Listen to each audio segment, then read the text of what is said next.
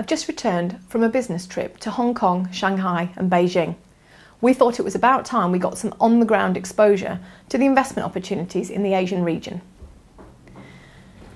The World Bank has downgraded its prospects for GDP growth in China to 7.4% for 2014 and 7.2% for 2015.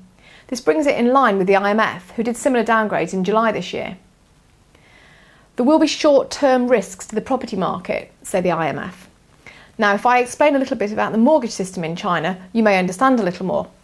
If you want to buy a home in China, your first home, you must pay a 30% deposit. If you want to buy a second home, and I don't mean a second home in addition to your first, but your second property purchase of your life, having paid off the first mortgage, you have to pay a 70% deposit.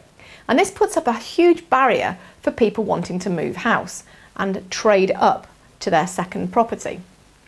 So, the government has just removed that barrier completely and said that your second mortgage will be treated exactly the same as the first, i.e. a 30% deposit. So no more barriers to entry in the property market. They're not trying to stimulate the property market, they're just trying to stop it falling so quickly. And this is sensible as the real estate market is such a big component of GDP growth. Now, China needs its trade, and it certainly needs to avoid a war, particularly with Japan or Korea, with the upset in the South China Sea recently. It also needs to avoid social unrest, and so the unemployment and employment situation is quite crucial to it.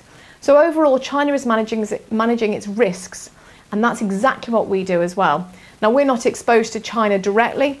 We would avoid Chinese A-listed stocks. They're a little bit illiquid and certainly not transparent enough for us. But we do have broad exposure to the region, and any exposure to China is gained via H shares listed in Hong Kong.